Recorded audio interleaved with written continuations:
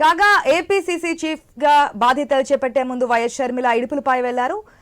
ఎక్కడి ఎస్టేట్లోని తన తండ్రి దివంగత వైఎస్ రాజశేఖర రెడ్డి సమాధి వద్ద నివాళులర్పించారు. పీసీసీ మాజీ అధ్యక్షుడు రఘువీరారెడ్డి, సాకే శైలజానాథ్, పీసీసీ మాజీ వర్కింగ్ ప్రెసిడెంట్ తులసిరెడ్డి, సీనియర్ నేత కేవీపీ రామచంద్రరావు తదితరులు వైఎస్ఆర్ సమాధి వద్ద నివాళులర్పించారు. రైట్, ఏదైతే పీసీసీ నూతన బాధ్యతలు చేపట్టబోతున్నారు చీఫ్ గా ఏపీ కాంగ్రెస్ లో షర్మిల, స్పీచ్ ఏ విధంగా ఉండబోతుంది, దానికి సంబంధించి ఏర్పాట్లు ఏ విధంగా జరగబోతున్నాయనే అంశాన్ని మనకు తెలియజేయడానికి మా ప్రతినిధి హరీష్ సిద్ధంగా ఉన్నారు.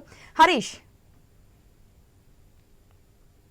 మరి కాసేపట్లో వైఎస్ షర్మిల కడప విమానాశ్రయం నుండి ప్రత్యేక విమానంలో గన్నవరం రాబోతున్నారు. అక్కడి నుంచి ఆమె నేరుగా విజయవాడ శివారులో ఉన్నటువంటి కళ్యాణ మండపానికి చేరుకుంటారు. అక్కడ పార్టీ సంబంధించినటువంటి నిర్వహిస్తున్నటువంటి ప్రమాణ స్వీకారం సందర్భంగా నిర్వహిస్తున్నటువంటి సభలో షర్మిల పాల్గొంటారు. అక్కడ ఆమె ప్రసంగం ఉంటుంది. ఆ తర్వాత నేరుగా విజయవాడలో ఉన్నటువంటి ఆంధ్రరత్న భవన్ చేరుకుంటారు. అక్కడ పిసిసి చీఫ్ గా బాధ్యతలు స్వీకరించిన తర్వాత ఆమె మళ్ళీ తిరిగి హైదరాబాద్ వెళ్ళేటువంటి సూచనలు ఉన్నాయి. అక్కడి నుంచి ఢిల్లీ వెళ్లి పార్టీ అధిష్టానానికి, అదేవిధంగా పాదయాత్రలో ఉన్నటువంటి రాహుల్ గాంధీ కావచ్చు, ఇతర పార్టీకి సంబంధించినటువంటి ముఖ్య నేతలతో కూడా సమావేశం అయ్యేటువంటి సూచనలు మనకు కనిపిస్తుంది. ప్రధానంగా చూసుకుంటే కనుక ఈ రోజు షర్మిల చేసేటువంటి ప్రమాణ స్వీకారంతో పాటు ఆమె చేసేటువంటి ప్రసంగం ఎలా ఉండబోతుంది, ప్రధాన ప్రతిపక్షం టీడీపీ, అదేవిధంగా ఇప్పటికే జనసేన కూటమి కూడా ఉన్నటువంటి నేపథ్యంలో ఇప్పుడు తాజాగా కాంగ్రెస్ తిరిగి మళ్ళీ రాజకీయాల్లో పూర్వ వైభవం తీసుకొచ్చేందుకు రావడానికి చేస్తున్నటువంటి ప్రయత్నాలు షర్మిల ఏ విధంగా పాత్ర పోషించబోతున్నారు అన్నది ఎవరైతే చర్చనీయాంశంగా మారింది.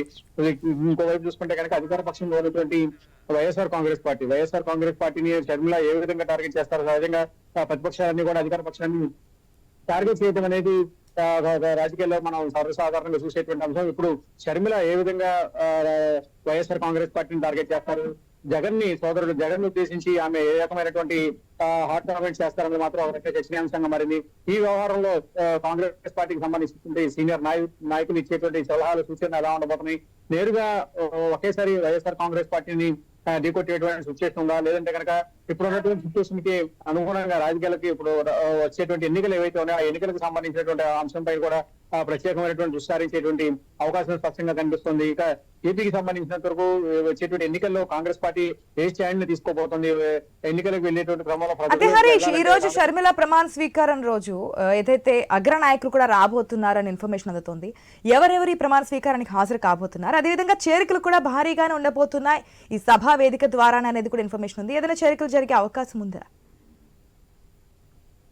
చేరికలు అవకాశం ఉంది, కానీ ఇప్పుడు ఈ వేదికని పూర్తిగా ఆమె ప్రమాణ స్వీకారానికి సంబంధించినటువంటి అంశంగానే పరిగణించాల్సినటువంటి అవసరం ఉంటుందని చెప్పి కూడా వైఎస్ఆర్ కాంగ్రెస్ పార్టీకి సంబంధించినటువంటి నేతలు స్పష్టం చేస్తున్నారు. ఈ వ్యవహారంలో ఈ రోజు జరిగేటువంటి ప్రమాణ స్వీకారం పూర్తిగా హైలైట్ కావాల్సినటువంటి సిచ్యువేషన్ ఉంటుంది. ఎందుకంటే వైఎస్ కుటుంబం నుంచి మరో మహిళా నాయకురాలు కాంగ్రెస్ పార్టీకి మళ్లీ తిరిగి రావడం, ఈ వ్యవహారం కొంతవరకు కూడా రాజకీయ వర్గాల్లో హాట్ టాపిక్ గా మారింది. అంత గతంలో షర్మిల టీవైసీపీని ఏర్పాటు చేసినటువంటి క్రమంలో అక్కడ ఏపీకి వెళ్లేటువంటి ప్రసక్తి లేదు, ఏపీ రాజకీయాల్లో దళించేటువంటి అవకాశం లేదని చెప్పి గతంలో చేసినటువంటి ప్రసంగాలు, ఇప్పుడు ఆమె ఏపీ పిసిసి చీఫ్ గా తీసుకున్నటువంటి ఛార్జ్ తీసుకున్న తర్వాత చేసేటువంటి హాట్ కామెంట్స్ ఎలా ఉండబోతున్నాయి, రాబోయేటువంటి రోజుల్లో ఈ వ్యవహారాన్ని కాంగ్రెస్ పార్టీ ఏ విధంగా డీల్ చేయబోతోంది, వచ్చేటువంటి సీనియర్ కాంగ్రెస్ నాయకులు, ఇంకోవైపు పార్టీని వీడినటువంటి మరికొంతమంది సీనియర్ కాంగ్రెస్ నాయకులకి షర్మిల ఏ విధంగా ఆహ్వానం పలకబోతున్నారు, వాళ్ళందరినీ కూడా కలుపుకుపోయింది, షర్మిల ఏ విధంగా ముందుకు వెళ్తారన్నది కొంతవరకు హాట్ టాపిక్ గా మారినటువంటి సిచ్యువేషన్ మనకు కనిపిస్తుంది. ఏదైనప్పటికీ కూడా ఈ రోజు కాంగ్రెస్ మళ్ళీ రాజకీయాల్లో క్రియాశీలకంగా అత్యంత వేగంగా ముందుకు వెళ్లాలంటే చేసినటువంటి ఒక ప్రయత్నం ఏ విధంగా ఏపీలో సక్సెస్ అవుతుంది, విభజన ఏపీ ఈ రకమైనటువంటి ఆర్థిక ఇబ్బందులు ఉండటానికి ప్రధానమైనటువంటి కారణం వైఎస్ మరణం తర్వాత పరిస్థితులు మారిపోయినటువంటి సిచ్యువేషన్, విభజన తర్వాత ఏపీకి సంబంధించినటువంటి ఎదురైనటువంటి ఇబ్బందులు, ఇవన్నీ కూడా ఏపీ కాంగ్రెస్ ని ఇబ్బంది పెడుతున్నటువంటి నేపథ్యంలో వాటికి షర్మిల ఏ విధంగా మార్గం చూపిస్తారు, ఏ విధంగా వాటిని అధిగమిస్తారు అన్నది మాత్రం ఒక రకంగా చర్చనీయాంశంగా మారినటువంటి పరిస్థితి మనకు కనిపిస్తుంది. ఆశ హరీష్, అదే విధంగా మనం చూస్తాం, ఇంతకు ముందు వరకు మీరు చెప్పున్నారు ఏపీలో షర్మిల రాకముందు కాంగ్రెస్ పరిస్థితి, ఇప్పుడు కాంగ్రెస్ పార్టీలో చేరిన తర్వాత ఏపీలో ఎటువంటి బాధ్యతలు అప్పగిస్తారో చెప్పిన తర్వాతే చేరికలు ఉంటాయని కూడా స్పష్టం చేశారు గతంలో వైఎస్ షర్మిల. అయితే ఈ రోజు మెయిన్ గా గతంలో ట్రంప్ కార్డ్ గా యూజ్ చేసుకున్నటువంటి ప్రత్యేక హోదా, పోలవరం ప్రాజెక్ట్, వీటి గురించి కూడా అన్ని వివరాలు తీసుకుని మాట్లాడడానికి సిద్ధంగా ఉన్నట్టుగా తెలుస్తోంది. మరి వాటి గురించి ఉన్నటువంటి ఇన్ఫర్మేషన్ ఏంటి? ప్రధానంగా అసలు చూస్తే ఏపీలో కాంగ్రెస్ పార్టీకి సంబంధించినటువంటి పరిస్థితులు ఆశించిన స్థాయిలో అంత అనుకూలంగా ఉన్నాయా లేదా అన్నది ప్రస్తుతం ప్రశ్నార్థకంగా మారినటువంటి సిచ్యువేషన్. ఎందుకంటే వైఎస్ఆర్ కాంగ్రెస్ పార్టీ చాలా బలంగా ఉంది, 151 సీట్స్ తో చాలా దూకుడు మీద ఉంది, అందులో పవర్ లో ఉంది. రేపు ఎన్నికలకు సమాయత్తం అవుతున్నటువంటి నేపథ్యంలో కాంగ్రెస్ పార్టీ ఏ విధంగా గతంలో చేసినటువంటి పరిస్థితులకు గతంలో తీసుకున్నటువంటి పరిణామాలకు ఏ విధంగా బాధ్యత వహిస్తుంది?